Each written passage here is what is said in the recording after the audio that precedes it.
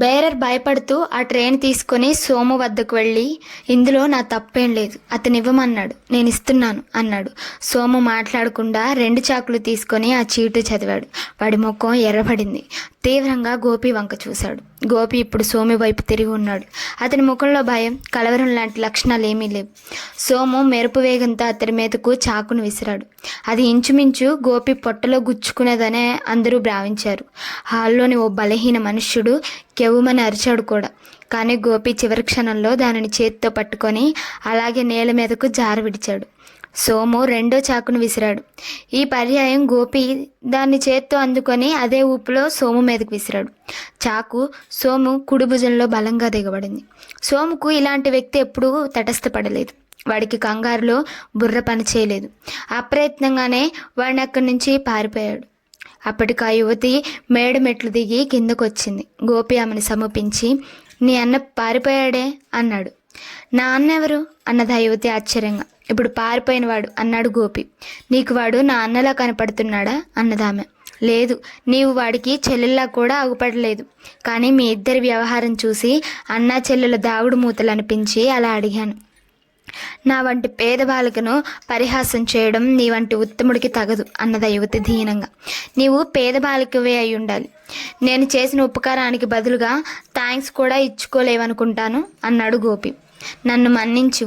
నా జీవితాన్ని మర్యాదను ఈ రోజుకు కాపాడావు. నీకు థ్యాంక్స్ చెప్పుకోకపోతే నా మనస్సాక్షి నన్ను వదలదు. నీకు చాలా చాలా థ్యాంక్స్. ఈరోజు అంటున్నావు, నాకు అర్థం కాలేదు అన్నాడు గోపి. జీవితం క్షణభంగురం అంటారు, కానీ క్షణక్షణము అది భయంకరమే. ఈ రోజు ఇలా గడిచిపోయింది, రేపేమవుతుందో అన్నది ఆమె నిట్టూర్చుదు. చూడు రాము, సోము, గబ్బర్ సింగు, రావు గోపాలరావు ఎవరైనా సరే ఇక మీదట నీ వైపు కన్నెత్తి చూడాలని కూడా అనుకోరు. నీ వయసు పిల్ల జీవితాన్ని క్షణభంగురమని, క్షణక్షణం భయంకరమని కాక అనుక్షణం మధురమని భావిస్తుండాలి అన్నాడు గోపి. థ్యాంక్స్ అన్నది ఆ యువతి. గోపి ఆమెకు టాటా చెప్పాడు. ఆ యువతి వెళ్ళిపోగానే గోపి కూడా హోటల్ బయటకు వచ్చాడు. అతడు పార్క్ చేసిన బుల్లెట్ ఇంకా అక్కడే ఉన్నది. కానీ అతడు దాన్ని కదపలేదు. అంతది చేతిలో గోలీ ఆడుతున్నది. అతడు అలా ముందుకు నడుస్తూనే ఉన్నాడు. అలా కొంత దూరం వెళ్ళాక ఒక వృద్ధుడు అతడి భుజం మీద వెనక నుంచి చేయి వేశాడు. గోపి వెనక్కి తిరిగి, ఎవరు నువ్వు అన్నాడు. ఆ వృద్ధుడి మీసాలు, గడ్డాలు, జుట్టు మొత్తం అంతా తెల్లబడింది. ముఖం మడతలు పడిపోయింది. మనిషి ఆజానుబాహుడు. అబ్బాయి, నువ్వు సోముతో గొడవపడి ప్రాణం మీదకు తెచ్చుకున్నావు. నీ గురించి నాకు ఇప్పుడెంతో బెంగగా ఉంది అన్నాడు ఆ వృద్ధుడు. గోపి నవ్వి, ఈ మాట చెప్పడం కోసమేనా నువ్వు ఇందాకటి నుంచి నన్ను అనుసరించి వస్తున్నావా అన్నాడు. వృద్ధుడి ముఖంలో ఆశ్చర్యం కనపడింది. నేను నిన్ను అనుసరిస్తున్నట్లు నీకెలా తెలుసు అన్నాడు.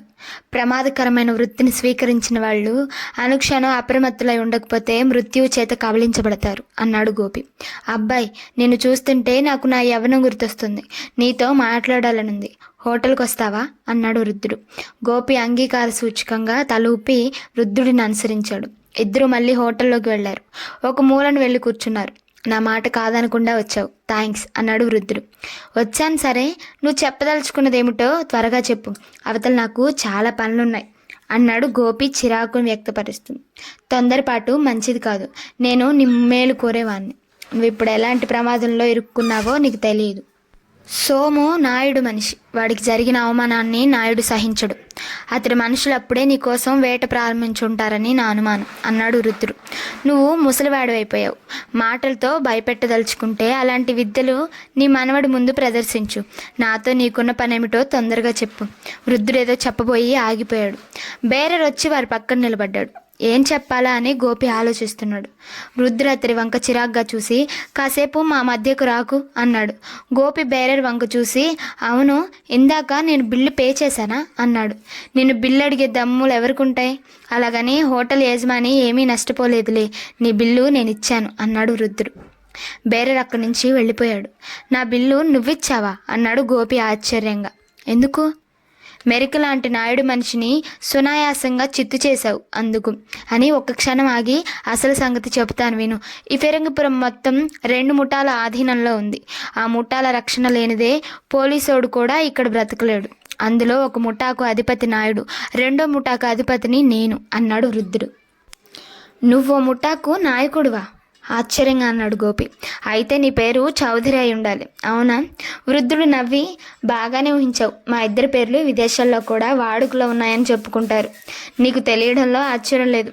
ఇంతకు నేను చెప్పేది ఏమిటంటే, ఇది నాయుడు ఏరియా. నాయుడు ఏరియాలో నాయుడు మనిషిని దెబ్బతీసావు నువ్వు అన్నాడు. ఇది నాయుడు ఏరియా అయితే ఇక్కడికి నువ్వెలా వచ్చావు? నీకేమీ ప్రమాదం లేదా? ఎందుకుండదు, ఉంటుంది. కానీ నువ్వు ఇప్పుడు చూస్తున్న ముఖం నా అసలు రూపం కాదు. రూపాలు మార్చుకోవడంలో నాకు నేనే సాటి అని నాయుడు కూడా ఒప్పుకుంటాడు అన్నాడు వృద్ధుడు. సరే, ఈ ఫిరంగిపురంలో 2 ముఠాలున్నాయంటావు. అందుకు నేనేమీ చేయలేను. నేను మాత్రం ఎవరితోనూ కలవలేను. స్వతంత్రంగా నా దారి నాదిగా జీవిస్తాను అన్నాడు గోపి. అది అసాధ్యం. ఈ ఊళ్ళో 3వ ముఠాను తలెత్తే నివ్వం. మాలో ఎవరికి చెందని వాళ్ళని ఇక్కడ బ్రతకనివ్వం. కొత్తగా ఇక్కడ ఎవరు అడుగుపెట్టి దాదాగిరి వెలిగించాలనుకున్నా మా 2 ముఠాల్లో ఒక దానిలో చేరక తప్పదు. ఇది తిరుగులేని సూత్రం అన్నాడు చౌదరి. మీ 2 ముఠాలకు ఒకరితో ఒకరికి పడదు కదా, మీలో మీరే కొట్టుకుంటారా?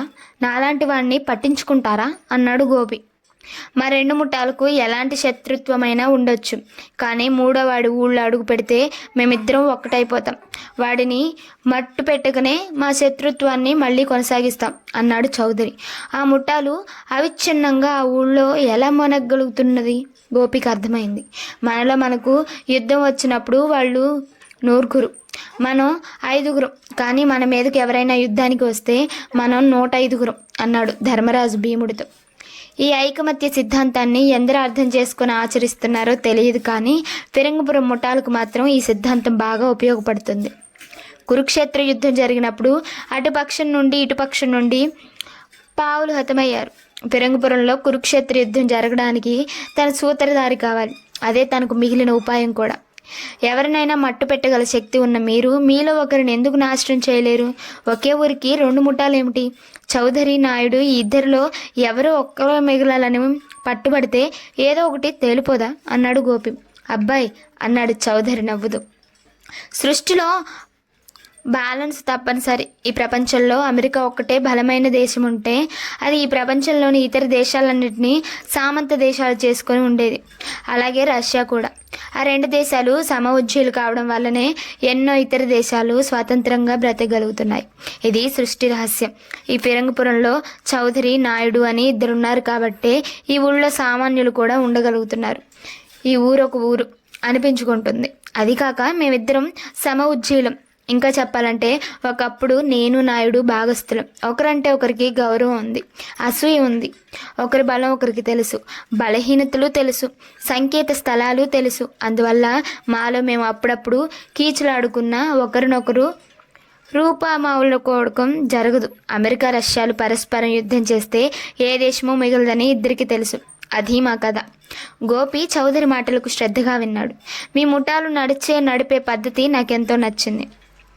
పరస్పర ద్వేషంతో కూడా పరస్పర సహకారాన్ని అందించుకోగలుగుతున్న మీ మంచి సామాన్య ప్రజలెన్నో తెలుసుకోవాల్సి ఉంది, నేర్చుకోవాల్సి ఉంది.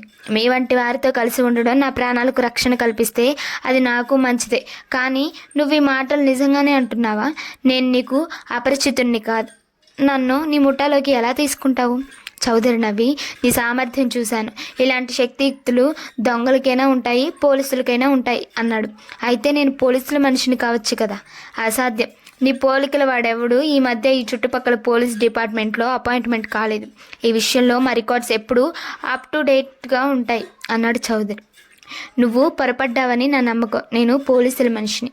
చౌదరి నవ్వి, పోలీసుల మనిషి నన్ను భ్రమణిలో ఇంకా ఉంటే ఒక్క విషయం విను. ఫిరంగిపురం ఆకలి కొన్న సింహం లాంటిది. పోలీసు మనిషి లేడుకూన లాంటివాడు. ఈ ఊళ్ళో అడుగుపెట్టి ఎంతసేపైనా బ్రతికి ఉన్నావంటే నువ్వు పోలీసుల మనిషివి కావని నువ్వే తెలుసుకోవాలి అన్నాడు. అది హెచ్చరికో, సూచనో, సమాచారమో గోపికి అర్థం కాలేదు. మరి ఈ ఊళ్ళో పోలీసులు ఉన్నారుగా అన్నాడు గోపి. వెనకటికి ఎవరో మేనత్త కొడుకు ఓ మొగుడేనా అన్నదట. అలాగా మా ఊరి పోలీసులేనా అని తమాషాగా నవ్వి అక్కడి పోలీసుల గురించి చెప్పాడు చౌదరి. ఫిరంగిపురంలోని పోలీసులు సామాన్యుడే ఫిర్యాదు చేసినా వినిపించుకోరు. ఏ ఫిర్యాదు అయినా నాయుడు ద్వారా కానీ చౌదరి ద్వారా కానీ వెళ్ళాలి. ఇద్దరిలో ఎవరిని ఇబ్బంది పెట్టాల్సి వచ్చినా వాళ్ళ కేసు జోలికి వెళ్ళరు. అయితే వాళ్ళకి నెలకో ఏడాదికో ఇన్ని కేసులు ఉండాలని ఉంటుంది. ఆ కేసులు వాళ్లకు నాయుడు చౌదరి సరఫరా చేస్తారు. అక్కడ పోలీసుల కోసం వాళ్ళు దొంగతనాలు దోపిడీలు సృష్టించి నేరస్తులను కూడా పట్టించిస్తారు. అందువల్ల రికార్డ్స్ బుక్స్ ప్రకారం ఫిరంగిపురం పోలీసులు కడు సమర్థులు. అంతా వినగానే గోపికి నవ్వు వచ్చింది. అయినా ఆ విషయమై ఇంకేమీ అనకుండా, నాది స్వతంత్ర ప్రవృత్తి, నేనెవరిని బాస్గా స్వీకరించలేను, నాకు నేనే బాస్ని అన్నాడు గోపి.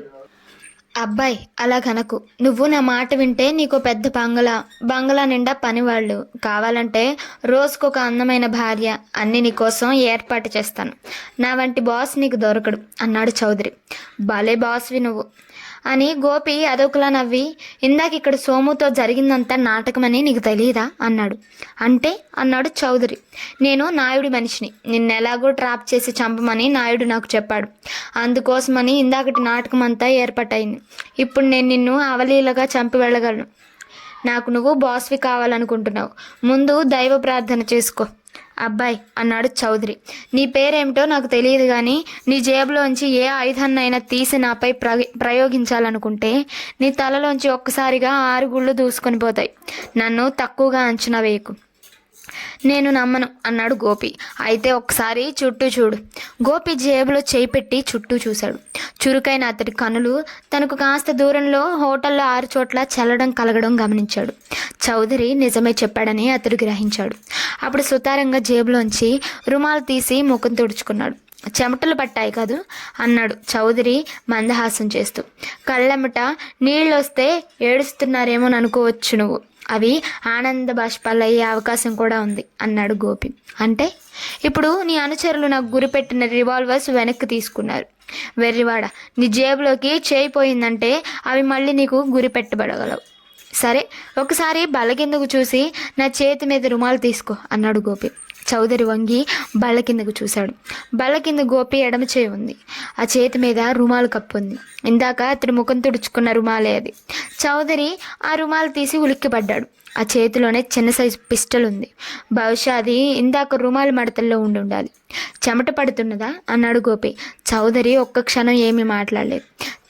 తర్వాత గంభీరంగా, నీ శక్తిని తక్కువ అంచనా వేసి నేను చాలా పెద్ద పొరపాటు చేశాను. ఇప్పుడు ఒప్పుకుంటున్నాను, నేను ఓడిపోయాను అన్నాడు. ఓడిపోయానన్నావు కదా, ఆ ఒక్క మాట చాలు నాకు. ఈ క్షణం నుంచి నువ్వు నాకు మిత్రుడివి. ఆ పిస్టల్ తీసుకొని నాకు ఇచ్చేసాయి. అదే స్నేహానికి చిహ్నం, నీ మీద నాకు ఏర్పడిన నమ్మకానికి గుర్తు అన్నాడు గోపి. చౌదరి అతడి చేతిలోని పిస్టల్ తీసుకొని దాన్ని రుమాలతో కప్పి మళ్ళీ గోపికి బల్లపైన తిరిగిచ్చాడు. థ్యాంక్స్ అన్నాడు గోపి. నీకు బాస్ని కావాలనుకోవడం నా పొరపాటు. ఈ క్షణం నుంచి నువ్వు నాకు పార్ట్నర్వి అన్నాడు చౌదరి. అలాగన్నావు, బాగుంది, అగ్రీడ్ అన్నాడు గోపి. మనం మళ్ళీ వారం రోజుల తర్వాత కలుసుకుందాం, అంతవరకు సెలవు అన్నాడు చౌదరి. సెలవు తీసుకునే ముందు ఒక చిన్న మనవి, ఈ ఊళ్ళో మంచి చెరువులు కుళ్ళు కాలువలు ఎక్కడున్నాయో చెబుతావా అన్నాడు గోపి. అవెందుకు అన్నాడు చౌదరి ఆశ్చర్యంగా. వారం రోజులంటే మాటలు కాదు. చెరువు దగ్గరకు పోయి చేపలు పడతాను, కుళ్ళు కాలువ దగ్గరకు పోయి దోమల్ని చంపుతాను. కాలక్షేపానికి ఏదో పని కదా అన్నాడు గోపి. అబ్బాయి, నీ దిగులు అర్థం లేనిది. ఈ వారం రోజులు నిన్ను నాయుడు మనుషులు వేటాడుతుంటారు. కాలక్షేపానికి నీకు ఏ లోటు ఉండదు. అంటే వారం రోజుల పాటు నన్ను శత్రువుల దయాధర్మానికి వదిలిపెడతావా? సోము నాయుడు మనిషి అని నాకు తెలియదు. నువ్వు దుర్మార్గుడివి. ఇప్పుడు ఈ వారం రోజులు నా గతి ఏం కావాలి అన్నాడు గోపి భయపడుతూ. సరే, అన్ని విద్యలతో పాటు నటన కూడా నేర్చుకున్నావన్నమాట. నీ ప్రతిభ మెచ్చుకోదగ్గది అని నీ మీద నాకు పూర్తి నమ్మకం ఉంది. వారం రోజుల తర్వాత మనం మళ్ళీ కలుసుకుంటాం అన్నాడు చౌదరి. బ్రతుకుంటే తప్పక కలుసుకుంటాం అన్నాడు గోపి సాలోచనగా. అప్పుడు అతడి ముఖం ఎంతో గంభీరంగా ఉంది. అక్కడ సుమారు 50 మంది పనివాళ్ళు ఉన్నారు. వారి ముందు ఒక యువకుడు నిలబడి ఉన్నాడు. అతడు ఆవేశంగా మాట్లాడుతున్నాడు. మనిషికి సోమరితనం మంచిదని నేను అనను, కానీ పడ్డ కష్టానికి తగిన ప్రతిఫలం ఉండాలి. లేనప్పుడు తృప్తి అన్నది ఉండదు. అందులోనూ మన వంటి వారి పరిస్థితి మరీ దారుణం. చేసేది గాడిద చాకిరి. ఇదే చాకిరి భూస్వాములకు చేస్తే అమాయకులమన్న తృప్తి ఉండేది. జైల్లో చేస్తే చేసిన నేరాలకు శిక్షను అనుభవిస్తున్నామన్న తృప్తి ఉండేది. ఏ గవర్నమెంట్ ఆఫీస్లోనైనా చేస్తే ప్రజాసేవ చేస్తున్నామన్న తృప్తి అయినా ఉండేది. కానీ మనం ఇక్కడ దేశభక్తిని, ఆత్మాభిమానాన్ని, అంతరాత్మను చంపుకొని చట్టవిరుద్ధమైన పనులను చేస్తున్నాం. అందుకు సరైన ప్రతిఫలం లభిస్తున్నదా అని నేను మిమ్మల్ని అందరినీ అడుగుతున్నాను. మన చాకరికి ఫలితంగా కొందరికి జేబుల నుండి కోట్లకు పడగలెత్తుతుంటే మన జీవితం అంతంత మాత్రంగానే ఉంది. అటు మంచివారం అన్న పేరు లేదు, ఇటు చెప్పుకోదగ్గ సంపాదన లేదు. ఈ విషయమై మనం అందరం తీవ్రంగా ఆలోచించాలి అని ఆగాడతడు. గొప్పగా చెప్పావు హమీద్ అంటూ పనివాళ్ళలోంచి ఒకడు అరిచాడు. ఏం చేయాలో కూడా నువ్వే చెప్పు అన్నాడు ఇంకో పనివాడు. చెబుతాను. మనం ఏం చేయాలంటే అక్కడ వీడియో ఆగిపోయింది, ఇంకా చూస్తావా? చూసింది చాలా అన్నాడు నాయుడు. హమీద్ తడబడుతూ పొరపాటు అయిపోయింది బాస్ అన్నాడు. పొరపాటు అంటే అది నీ ఉపన్యాసమా లేక నువ్వు నాకు దొరికిపోవడమా అన్నాడు నాయుడు. హమీద్ మాట్లాడలేదు. పని వాళ్ళ ముందొకలాగా నా ముందొకలాగా మాట్లాడితే దాని భావం ఏమిటో తెలుసా? నువ్వు అటు వాళ్లకు ఇటు వాళ్లకు కూడా నమ్మక ద్రోహం చేస్తున్నావన్నమాట. హమీద్ మాట్లాడలేదు. ఇంతకీ అలా ఉపన్యాసం ఇమ్మని నిన్నెవరు పురుకొల్పారు?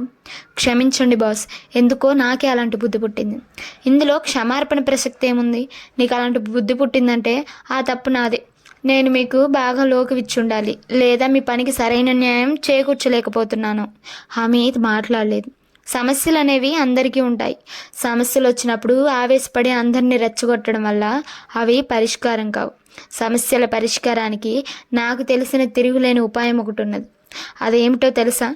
బళ్ళకు అటు ఇటు కూర్చొని కబుర్లు మొదలెడితే ఏ సమస్యనైనా చిటికలో పరిష్కరించవచ్చు అన్నాడు నాయుడు. హమీద్ మాట్లాడలేదు. భయపడకు, నాతో పద అన్నాడు నాయుడు. హమీద్ మాట్లాడకుండా నాయుడుని అనుసరించాడు.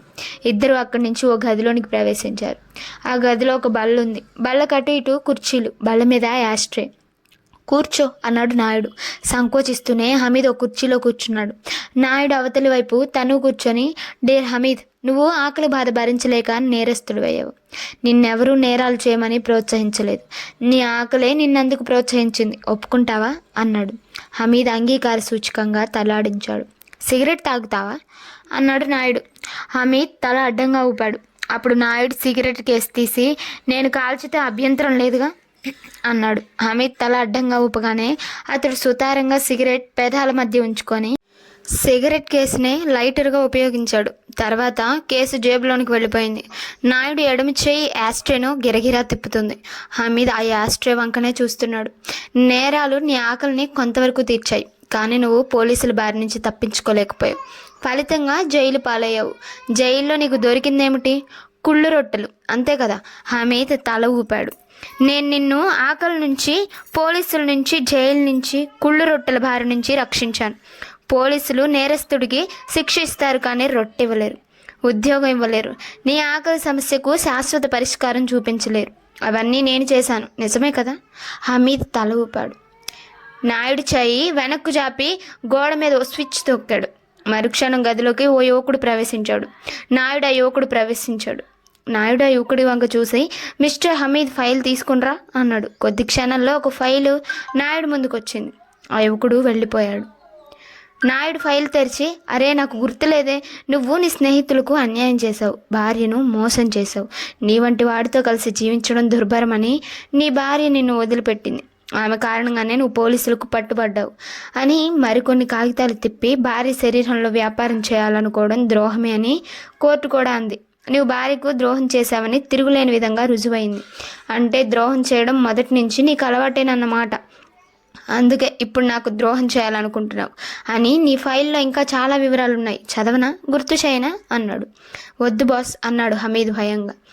నువ్వు నేరస్తుడివి, రక్షణ లేని నేరస్తుడివి. నేను నీకు రక్షణ కల్పించాను. నేరస్తుడిని దేశద్రోహిగా మార్చాను. ఈ పనికి నువ్వు చక్కగా సరిపోయావు. ఎందుకంటే ద్రోహం చేయడంలో నిన్ను మించిన వారు లేరు. అందుకే నిన్నిప్పుడు పిలిచాను. వింటున్నావా? వింటున్నాను బాస్ అన్నాడు హమీద్. ద్రోహం చేయడం అంటే నీకు ఇష్టం, అది నీ హాబీ, నీ రక్తంలో జీర్ణించుకొని పోయింది. కొంతకాలంగా ద్రోహం చేసే అవకాశం రాక, ద్రోహం చేయడానికి ఎవరు దొరక్క తెగించి నాకే ద్రోహం చేయాలనుకుంటున్నావు. నీ గురించి తెలిసి కూడా నిన్ను పేక్షించడం నా తప్పు. నాయుడు ఎడమ చేయి ఫైలును వదిలి యాస్ట్రేను పట్టుకుంది. సిగరెట్ కుడి చేతి వేళ్ల మధ్య ఉంది. ఇంకెప్పుడు ఇలా జరగదు, నన్ను మన్నించండి బాస్ అన్నాడు హమీద్. తప్పు నీదైతే కదా నిన్ను మన్నించడం, నువ్వే నన్ను మన్నించాలి. నా తప్పును నేను దిద్దుకుంటాను. ఇప్పుడు నేను నీకు ద్రోహం చేసే అవకాశం ఇస్తాను, శ్రద్ధగా విను అని ఒక క్షణం ఆగి, జీవితంలో పైకి రావాలంటే అన్నం పెట్టిన వాడిని కాదు, నీతో పాటు అన్నం తింటూ నీవే తమ అన్నమని భావించే వారిని ద్రోహం చేయాలి. వెళ్ళి నీ స్నేహితులకు చెప్పు, వారిలో ప్రతి ఒక్కడి జీవితము నా వద్ద ఫైళ్ళ రూపంలో ఉంది. వారు నన్ను వదిలితే జైల్లో రాళ్ళు కొడుతూ ఎండు రొట్టెలు తింటూ జీవితం గడపాలి. నేను వాళ్లకు అన్నం పెడుతున్నాను, ఇల్లిచ్చాను, రక్షణ కల్పించాను. ఇంతవరకు నీవు వాళ్ళకు చెబుతున్నవన్నీ అబద్ధాలు. నన్ను నమ్ముకుంటేనే వాళ్ళ జీవితం బాగుంటుంది. ఏమంటావు? నేను చెప్పేదంతా నిజమే కదా అన్నాడు. అవును బాస్. అయితే వెళ్ళు, ఈ నిజాన్ని వాళ్ళకు వంట పట్టేలా ప్రచారం చేయి.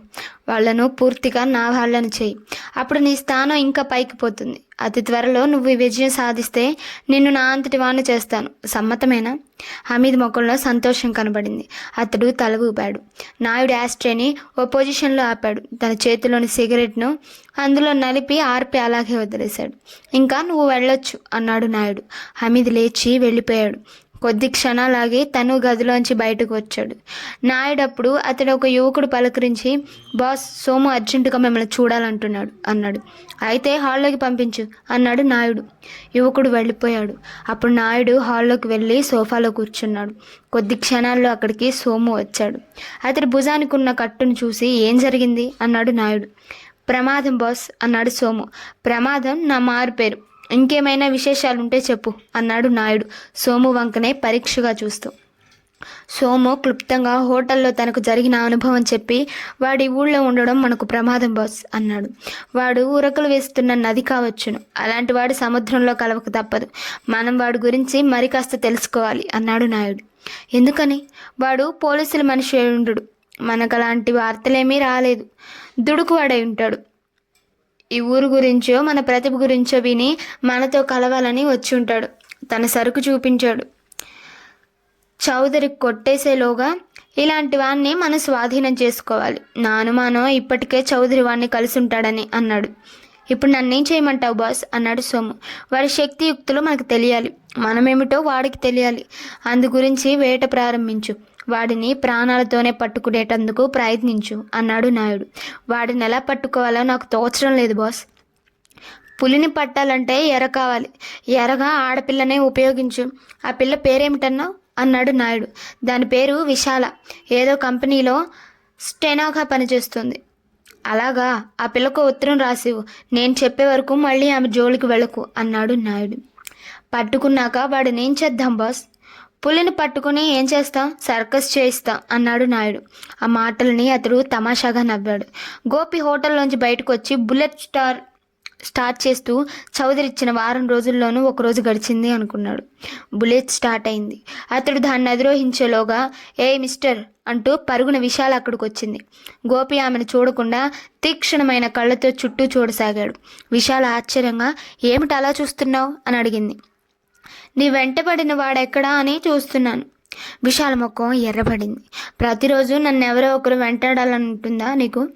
అయితే ఈరోజు ఎవరు నీ వెంటబడలేదా? లేదు. గోపి నిట్టూర్చి, ఈ ఫిరంగిపురం వాళ్ళంతా చచ్చుదద్దములని ఈరోజే నాకు తెలిసింది. మా ఊళ్ళైతే నీ వంటి సౌందర్యవతి ఇలా రోడ్డు మీదకి రాగానే అలా 10 మంది వెంట పడతారు. అయినా ఎవరు వెంట పడకపోవడం నీ అందానికి అవమానమని నీకు అనిపించడం లేదు అన్నాడు. ఆ సంగతి తర్వాత చెప్తాను, ముందు ఈ విషయం చూడు. నా ప్రియుడు నాకు ప్రేమలేఖ రాశాడని నీకు చాలా సంతోషంగా ఉండొచ్చు, కానీ పూర్తిగా చదివి అప్పుడు నీ అభిప్రాయం చెప్పు అంది విశాల. గోపి ఆమె చేతిలోని ఉత్తరం అందుకొని బుల్లెట్ ఇంజిన్ ఆఫ్ చేశాడు. ఉత్తరం పైకే చదువుతూ, డియర్ విశాల అని. అయితే నీ పేరు విశాల అన్నమాట.